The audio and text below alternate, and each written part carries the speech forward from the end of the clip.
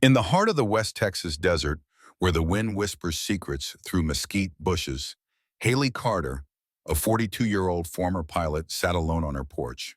Her oil-stained hands cradled a cold beer, the sunset painting her world in gold and crimson. Once a legend in the skies, she had traded the chaos of covert missions for the quiet rhythm of fixing broken planes, each repair a step toward burying her past. For 10 years, she was just Haley, nobody's hero, nobody's ghost. But when a forgotten radio crackled to life with a call sign she swore never to hear again, Echo 7, her heart froze. 10 words on a secret frequency would pull her back into a world she'd fought to leave behind. Who was this woman who could silence an air force with a whisper? And what call could summon a warrior from the peace she'd earned? Haley Carter, a retired pilot hiding in the Texas desert, is thrust back into action when a cryptic radio message revives her Phantom Echo 7 call sign. An unidentified aircraft triggers an F-22 intercept, but Haley's 10 words on a secret frequency halt the Air Force in its tracks. As she pilots her stealth-modified A-29 toward a terrorist facility, the stakes skyrocket. A virus threatens to hijack America's AI weapons. With time ticking down, Haley navigates deadly terrain, her past haunting every maneuver. Who activated Echo 7, and can she stop the catastrophe? The sky holds its breath. If Haley's sacrifice inspires you, join us in honoring silent heroes. Subscribe to our channel for gripping stories of courage and duty. Comment Echo to show you believe some responsibilities never end. Support us to keep these untold tales alive. Hit that button and stand watch with us. In the boundless expanse of West Texas, where the desert stretched like an endless canvas beneath a sky ablaze with amber and scarlet, Haley Carter sat on her weathered porch, her oil-stained hands wrapped around a cold beer. At 42, she had built a quiet life as an aircraft mechanic, a far cry from the adrenaline-fueled days of her military past. Her small repair shop, tucked away in the desolate heart of the desert, was a haven of solitude, where the only sounds were the whisper of wind through mesquite bushes and the occasional growl of distant thunder. She specialized in resurrecting forgotten planes, crop dusters, vintage trainers, and relics from decades past, breathing new life into machines others had long given up on. It was honest, grounding work that demanded precision, but no explanations, no probing into the scars she carried from her time as a pilot. That life, where she was Major Haley Carter, call sign Phantom Echo 7, was buried deep, locked away with the memories of Operation Nightfall, the mission that had shattered her world. For 10 years, Haley had embraced the simplicity of her new existence. No mission briefings, no life or death decisions that haunted her dreams, just the steady rhythm of coaxing broken engines back to life. Her evenings were spent watching the sun dip below the horizon, its golden light casting long shadows across the sand, a fragile piece she had fought to claim. Beside her rocking chair sat an old military radio, its dials tuned to frequencies that didn't officially exist. A relic from her past she kept out of habit rather than hope. It was a scar that refused to fade, a reminder of a life she no longer wanted. For a decade, it had remained silent, as dead as the memories she tried to bury. Then, in an instant, the desert's stillness was shattered by a sharp beep from the radio. Haley froze, her beer bottle suspended halfway to her lips. Another beep followed, then another, each one cutting through the quiet like a knife. The frequency, dormant for 10 years, crackled with encrypted static. Her heart pounded as the bottle slipped from her fingers, shattering on the wooden porch. Through the static came a message that chilled her to the core. Echo 7, urgent, North Grid. Time 1600 hours. The words were a specter from her past, a call sign no one had spoken since Operation Nightfall, the mission that had ended her career and taken her closest friend, her wingman. Her hands trembled as she reached for the radio, her mind racing with memories she'd tried to forget. For 10 years, she had been Haley Carter, the mechanic who fixed broken planes in the middle of nowhere. Not Major Carter, not Phantom Echo 7. The message repeated twice more, each word a blow against the walls she'd built around her past, then fell silent. Haley rose, her legs unsteady, and walked to her hangar, where her most closely guarded secret lay hidden beneath a weathered tarp. To an outsider, the aircraft beneath might pass for a modified A-29 Super Tucano, a rugged, unassuming plane. But Haley knew the truth. She had spent years rebuilding this machine, pouring her expertise into every wire and bolt, embedding technologies that belonged in classified files, not a dusty desert hangar. Stealth modifications made it nearly invisible to most radar systems. Advanced avionics allowed it to navigate electronic warfare environments with precision. Its engine, deceptive in its modesty, could propel the craft to speeds that defied its humble appearance. This was no ordinary plane. It was Phantom Echo7, the embodiment of her former call sign, a legend in the skies, and the weight that had driven her into exile. As she pulled back the tarp, dust swirled in the fading sunlight, and the aircraft's matte gray finish seemed to absorb the light, refusing to reflect it. This machine was both her salvation and her curse, a relic of her glory days and a reminder of the price she'd paid. Her fingers traced the familiar curves of the fuselage, muscle memory guiding her to switches and controls she hadn't touched in years. The pilot she'd buried deep within began to stir, her instincts awakening despite her resistance. She had sworn never to fly this plane again, to leave Phantom Echo7 in the past where it belonged. But the radio's message echoed in her mind, pulling her back to a world she thought she'd escaped. High above the desert, a squadron of F-22 Raptors sliced through restricted airspace, their pilots' voices crackling over the radio with a mix of arrogance and amusement. Leading them was Lieutenant Jake Viper 2 Morrison, a young brash pilot whose cocky grin was as much a part of his reputation as his skill. Civilian aircraft in restricted airspace, acting cute, he drawled into his headset. Let's teach her a lesson. The other pilots chuckled, their mocking laughter filling the comms as they prepared to intercept the unidentified plane below, assuming it was some clueless hobbyist who'd wandered too far. But in the command center, Brigadier General Carl Mason's expression shifted from routine oversight to shock when a voice broke through on a secure channel, speaking just 10 words. The general shot to his feet, his face drained of color. Echo 7 priority override, Phantom clearance confirmed, he barked, his voice slicing through the chatter. The laughter in the F-22 cockpits died instantly, replaced by stunned silence. The only sound was the nervous beeping of radar systems as every pilot processed the command. Who was this woman, and what 10 words could halt an entire Air Force in its tracks?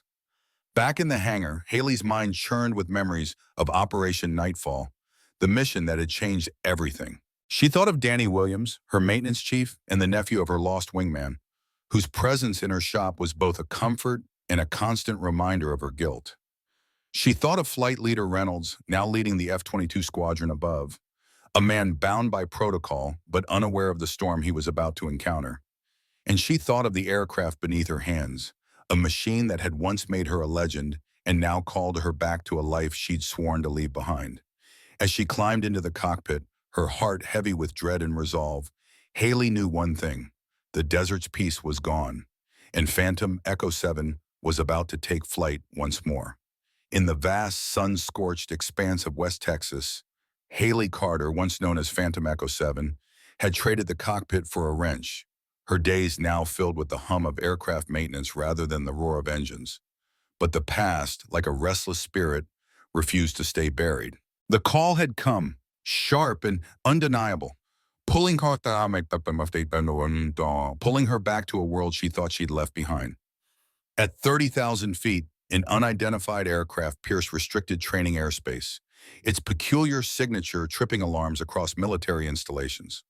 Within moments, 3 F-22 Raptors, slicing through the sky on a routine mission, were redirected with crisp orders: intercept and identify. Lieutenant Jake Viper 2 Morrison, barely out of flight school, reveled in the thrill of the chase. The F-22's cockpit was his playground, and this, his third intercept mission, felt like a game. The target? A lone propeller plane, a relic in his eyes, bumbling into restricted airspace. Easy money, he quipped over the radio, his voice dripping with the arrogance of youth. Bet it's some weekend warrior who got lost with his crop duster. Want me to give him a show, scare him straight? His flight leader, Reynolds, steady and by the book, responded with a curt command to maintain formation and follow protocol. But Morrison, riding the edge of the world's most advanced fighter jet, couldn't resist the urge to flex. Come on, boss, he teased. That thing's practically steam-powered. Let me buzz, send Grandpa back to his rocking chair. The three F-22s closed in, their sleek forms gliding effortlessly around the solitary plane, supersonic predators circling what Morrison saw as a hapless minnow. Inside the cockpit of the modified A-29 below, Haley Carter listened to the chatter with a wry shake of her head. These kids had no idea what they were dealing with.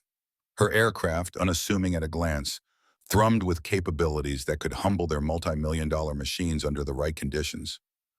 But she wasn't here to play games or prove points. She was here because someone had summoned Echo-7 back to duty, a ghost from a past life stirring once more. Her hands moved with the quiet precision, checking systems tied to coordinates etched into her memory from briefings that never officially existed. Reynolds' voice cut through the radio, authoritative and clipped. "Unidentified aircraft, this is Viper Squadron. You are in violation of restricted military airspace. Identify yourself immediately and prepare to be escorted to the nearest civilian airport." Haley didn't respond. Her focus remained on her navigation, confirming she was exactly where she needed to be, following a path laid out in whispers and shadows. Morrison's voice crackled again, laced with mockery. "Maybe she can't hear us over that ancient engine, or forgot her hearing aid back at the nursing home." The F-22 pilots, treating the intercept like a lark, filled the frequency with taunts, unaware that the civilian they were revving had once been a legend, a pilot whose name was spoken in hushed tones in classified briefings. Then, in an instant, everything shifted. Haley's fingers found a panel no civilian aircraft should possess, flipping a switch tied to a frequency sealed away for over a decade. Channel 7, the Phantom frequency. When she spoke, her voice was a blade, calm and unyielding, carrying the weight of someone who had once commanded skies that didn't exist on any map. Echo-7 priority override, Phantom clearance confirmed under Article 47 Sierra. The words hit like a shockwave. At Nellis Air Force Base, a young air traffic controller froze, his face a mask of disbelief. "Sir," he stammered to his supervisor, "someone just used a Phantom frequency. That's impossible. Those were decommissioned in 2011. Before a response could form, chaos erupted. Radar screens flared red, override alerts cascading across displays as a single message burned into every monitor. Phantom Echo-7 priority active. All units stand down. No interference authorized. In his office, Brigadier General Carl Mason was poring over flight schedules when his aide burst in, urgency etched into every line of his face. "Sir, we have a situation. Phantom Echo-7 just went active." Mason's eyes narrowed, memories of classified operations and a pilot who had once turned the tide in unseen wars flooding back. The past wasn't just stirring, it was alive, and it was flying. The command room fell silent as the klaxon blared, a sound that pierced through the hum of routine operations like a blade. Brigadier General Carl Mason froze, his coffee cup slipping from his grip and shattering on the floor. The call sign flashing across his screen, Phantom Echo-7, carried a weight he hadn't felt in a decade. He had prayed he'd never see it again, yet there it was, burning into his vision like a ghost clawing its way out of a sealed grave. His jaw tightened, the memories of a past mission flooding back, unbidden and sharp. High above, in the cockpits of the F-22 slicing through the sky, Lieutenant Jake Viper 2 Morrison felt his pulse quicken. His targeting system flickered, then locked up, a priority override warning screaming across his display in angry red letters. He'd never seen anything like it in his years of flying. His fingers hovered over the controls, but the jet's computer refused to obey, actively blocking his attempt to maintain an aggressive intercept. "Viper leader, what the hell's going on?" he barked into the radio, his voice tinged with frustration and a creeping unease. "My systems are locking me out." Flight leader Reynolds in the lead F-22 stared at his own screen, his seasoned composure fraying. A single name glowed in stark white against the digital interface: Phantom Echo-7. The classification level attached to it was so far above his pay grade that he couldn't even access the file. His mind raced, searching for answers, but the system offered nothing but silence and that haunting call sign. Before he could respond to Morrison's question, the radio crackled to life with a voice that carried the unmistakable authority of command, General Mason himself. "Viper Squadron, this is command. Mason's tone was iron, unyielding. You will immediately shift to escort formation and ensure safe passage for that aircraft. That is a direct order. Do not, under any circumstances, interfere. Morrison's confidence, usually unshakable, wavered. His youthful bravado drained away, leaving a faint tremor in his voice. Sir, I don't understand. It's just a civilian aircraft. Mason's response was low, heavy with the burden of secrets he couldn't share. Son, what you're looking at is no civilian aircraft. And that pilot is no civilian. Form up now. The F-22s adjusted their positions, their sleek forms gliding into a protective escort around the unidentified plane. Inside its cockpit, Haley Carter allowed herself a fleeting smile. Phantom Echo7, the call sign she hadn't used in 10 years, still held sway. The system, the sky, the entire Air Force chain of command had bent to its authority, just as it had a decade ago, but the moment of triumph was short-lived, swallowed by the weight of what her return meant. She wasn't here to chase old glories or bask in the recognition of a long-buried past. The phantom frequency, a channel so classified it was little more than a whisper in military lore, had been activated. That could only mean one thing, a threat so dire that conventional forces couldn't handle it. Her quiet life in the West Texas desert, spent tinkering with aircraft and nursing the scars of her past, was over. The ghost pilot had taken flight again, and the sky itself seemed to hum with the gravity of her return. She hadn't asked for this. They thought she was just another intruder, a blip on their radar to be chased down and neutralized.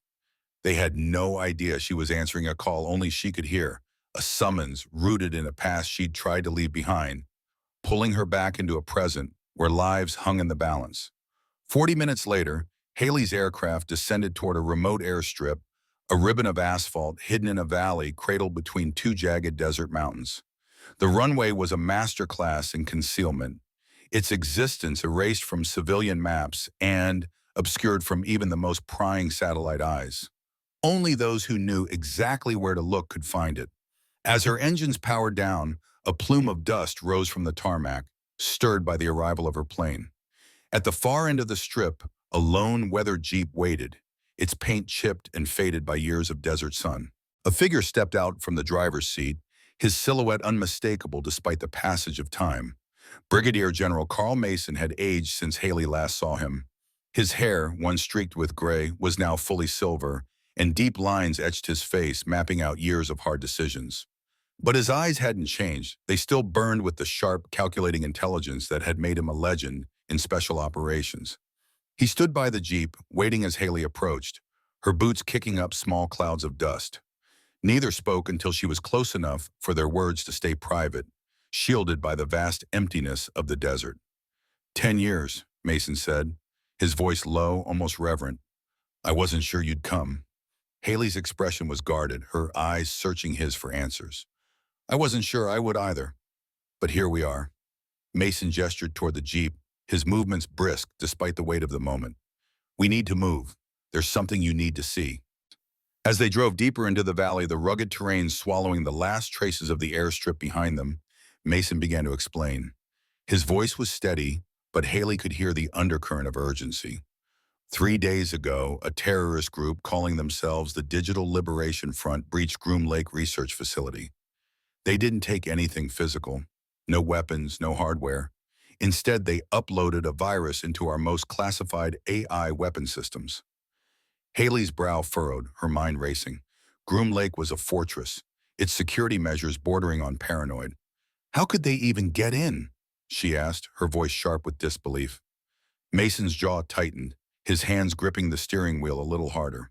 Inside job. A contractor with 2 decades of clearance was running a long game. By the time we caught on, the damage was done. The words hung heavy between them, the implications sinking in. Haley stared out at the barren landscape, her thoughts churning. The call sign, the phantom frequency, the urgency of her summons, it all pointed to a mission that only she could undertake. But why? What was it about Phantom Echo7 that made her the only one who could answer this call? The desert stretched out before them, silent and unyielding, offering no answers, only the promise of a fight that would demand everything she had left. The West Texas sun beat down on Haley Carter's weathered pickup as she pulled up to the edge of a remote airfield, the horizon shimmering with heat. Once known as Phantom Echo7, she'd traded her pilot's wings for a mechanic's wrench, her days now spent coaxing life back into aging aircraft. But the urgent summons from Brigadier General Carl Mason had ripped her from that quiet existence, pulling her back to a world of high stakes and higher risks. Inside a concrete bunker carved into the mountainside, the air thrummed with the low buzz of computers, a sound that carried the weight of impending disaster. Technicians darted between workstations, their faces taut with desperation as they fought a silent war against a virus that had sunk its claws into the military's digital backbone, spreading with relentless precision. Mason, his face carved with the lines of countless battles, led Haley through the controlled chaos. "We've got 8 hours," he said, his voice a low growl of urgency. "In that time, this virus will hijack every autonomous weapon we've got. Drones, missile defenses, AI-piloted jets. They'll turn on us, Haley. Our own systems will become the enemy." A young technician, her eyes red from staring at screens, interrupted. "General, it's spread to NORAD. If it activates, it's not just military bases. Civilian air traffic, power grids, emergency systems, anything linked to our defense network will be compromised." Haley's gaze swept across the monitors, where lines of corrupted code streamed like a digital plague. She wasn't a tech expert, but she knew a crisis when she saw one. "What about cutting the power? An EMP?" she asked, her voice steady but searching. Mason's expression darkened. "We tried. The virus saw it coming. Any move to shut down or destroy infected systems triggers it instantly. We're trapped in a digital cage." Her mind churned, sifting through the implications. "Then why call me?" she pressed. "I'm a pilot, not a programmer." Mason motioned to a massive display that flickered to life, revealing aerial shots of a stark mountain range. "There's a kill switch," he said. "One command center, hidden in a cave system 60 miles from here, protected by the most sophisticated air defense grid we've ever seen." The screen zoomed in, unveiling a fortress of technology etched into the cliffs. Missile launchers, radar towers, automated turrets fused into the rock. "No standard strike can breach it," Mason said. "F-22s, B-2s, cruise missiles, they'd be torn apart." The terrorists chose their ground perfectly. Haley's mind clicked into gear, her pilot's instincts stirring. "But something small, something stealthy, might slip through," she said, her voice low, almost to herself. Mason's eyes met hers, sharp and unyielding. "Not just stealthy, it needs a pilot who can fly through terrain that would kill anyone else. Someone who can vanish from radar, navigate by pure instinct. Someone who flew Operation Nightfall." The name hit her like a shockwave. Operation Nightfall. 10 years ago, it had been her crucible, the mission that had cost her the best wingman she'd ever known. Danny Williams's uncle, a man whose laughter still echoed in her dreams. The memory brought a pang of grief, sharp and unyielding. "That was different," she said, her voice barely above a whisper. "I had support, intel, a team." Mason didn't waver. "This time you've got something more, a reason to make it count." He pointed to the screen where a timer counted down, 7 hours, 32 minutes. "If that virus activates, every U.S. base becomes a kill zone. Thousands of our people will die. Our entire defense system will collapse in hours." Haley studied the rugged terrain on the display, her eyes tracing the narrow canyons, barely wider than her aircraft's wings. She'd have to fly blind, no radar, just her eyes and instincts against a maze of defenses designed to shred anything that came close. A suicide mission, plain and simple. "Where's the target?" she asked, her voice steady despite the weight in her chest. Mason highlighted a point deep in the mountain. "Here, 200 feet underground. You'd need to deliver a precision payload through a ventilation shaft, 12 feet wide. No room for error. Miss it, and the virus's fail-safe triggers instantly." Closing her eyes, Haley let her mind slip into the cockpit. She could feel the controls, the hum of the engines, the canyon walls closing in like a vice. Her thoughts churned through flight paths, fuel loads, and wind patterns, the calculations as instinctive as breathing. This wasn't just a mission, it was a chance to face the ghosts of nightfall, to prove she could still outfly death itself. The desert sun had dipped below the horizon, painting the West Texas sky in hues of amber and crimson as Haley Carter, once known as Phantom Echo7, stood outside her modest aircraft hangar. A decade had passed since she had hung up her flight suit, trading the adrenaline of combat missions for the quiet rhythm of life as a mechanic. Her hands, now calloused from years of wrenching engines back to life, still remembered the weight of a fighter jet's controls. She'd found solace in the simplicity of her days, the hum of machinery, and the vast open silence of the desert. But the call she received that evening shattered that peace like a sonic boom. Brigadier General Carl Mason's voice had been steady but urgent over the phone, summoning her to a classified airstrip. When she arrived, the command bunker was a hive of tension. Mason, his face etched with the weight of years and decisions, laid out the situation with stark clarity. A rogue faction had seized control of an advanced weapons system, one capable of turning their own F-22s against their pilots. The only way to stop it was a near-suicidal mission: infiltrate a heavily fortified terrorist facility, deliver a precision strike through a ventilation shaft no bigger than a manhole, and destroy the system before it could be weaponized. The catch? Only one pilot had the skill to thread that needle. Haley, her mind raced as Mason briefed her. The instincts she'd buried for years stirred, sharp and unyielding, like a blade kept honed in secret. She asked about extraction, her voice steady despite the dread curling in her chest. Mason's silence was answer enough. She met his gaze, her hazel eyes unflinching. "You're asking me to die for this?" she said, her tone not accusatory but searching, probing for the truth. "I'm asking you to do what you've always done, Major," Mason replied, his voice softening with something like reverence. "To save lives when no one else can." The countdown timer on the bunker screen read 7 hours, 28 minutes. Haley's thoughts drifted to the desert sunset she'd been watching just hours before, the life she'd carved out from the wreckage of her past. She thought of the young pilots, like Lieutenant Jake Viper II Morrison, brash and cocksure, who had no idea their own technology was about to betray them. They were soldiers who trusted that someone, somewhere, would stand in the gap between them and disaster. That someone had always been her. "I'll need my aircraft reconfigured," she said at last, her voice resolute, "and the best intelligence you have got on their defensive systems." Mason's shoulders eased, relief flickering across his weathered face. "Already in motion," he assured her. "Your plane's being fitted with specialized penetrator warheads and enhanced stealth systems. Wheels up in 4 hours. You'll have a threes system, 3-hour window to reach the target." 4 hours later, Phantom Echo7 roared into the pre-dawn sky from a hidden airstrip, her aircraft transformed into a sleek predator of stealth and destruction. The standard armaments had been replaced with penetrator warheads designed to breach fortified structures. The plane's skin shimmered with advanced stealth coating, rendering it a ghost to radar. Every system was optimized for one purpose: reaching an impossible target. Haley flew solo, her path threading through canyons so tight her wingtips nearly kissed the rock walls. One wrong move at this altitude would mean obliteration, but her hands were steady, muscle memory guiding her through terrain that would have overwhelmed even the most advanced autopilot. Back at Nellis Air Force Base, Lieutenant Jake Morrison, known as Viper II, sat in his F-22 cockpit, his usual swagger subdued as he tracked Haley's flight path on his instruments. Just hours ago, he and his squadron had scoffed at the idea of this retired pilot being their only hope. Now his voice was barely a whisperer as he spoke to Flight Leader Reynolds over the comms. "Jazz, look at her route. She's flying through gaps I wouldn't drive a truck through."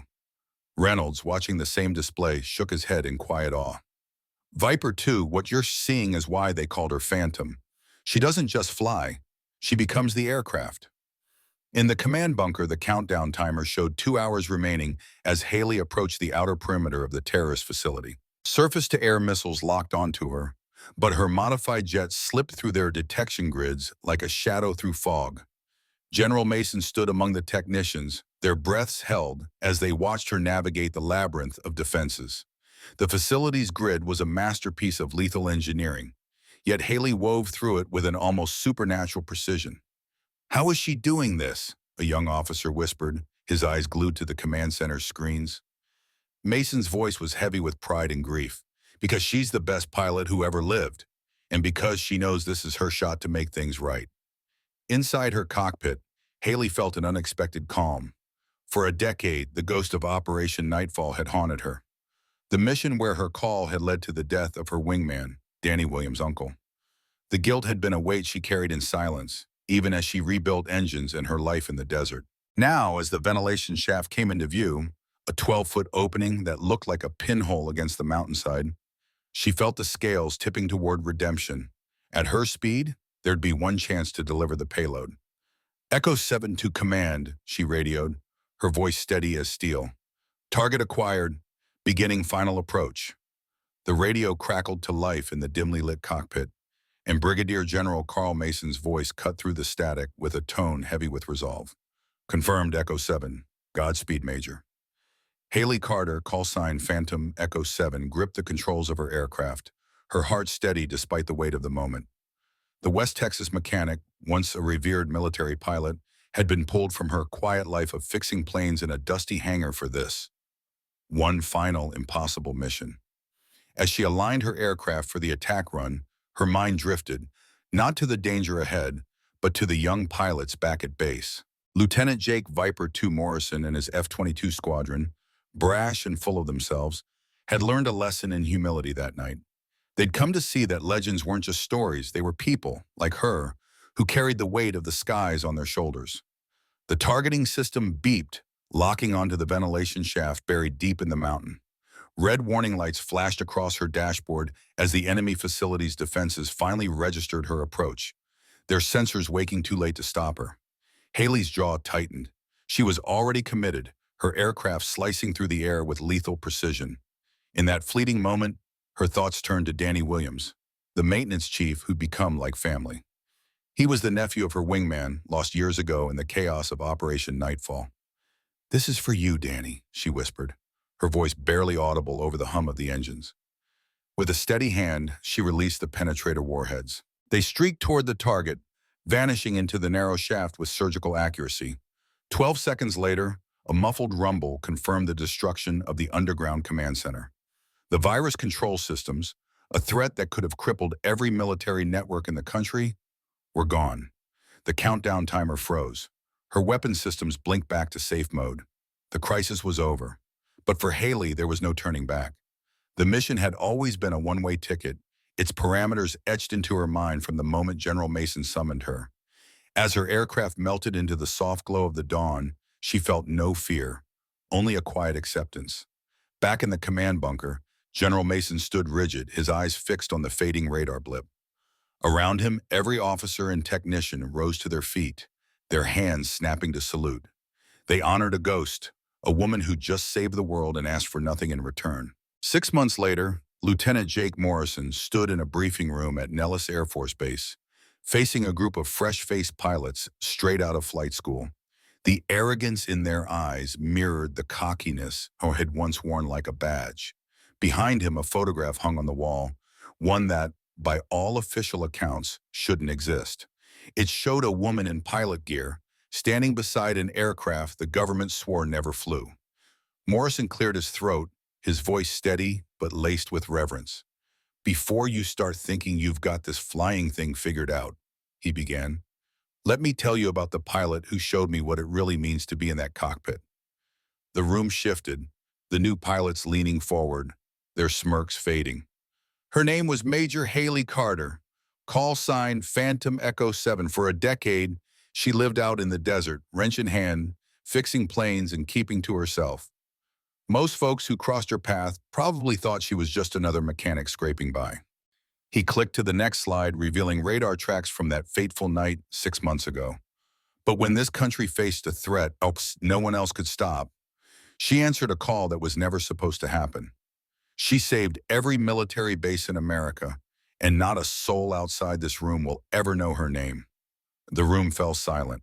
The young pilot's bravado drained away, replaced by something heavier. Respect, maybe even awe. Morrison's gaze swept over them.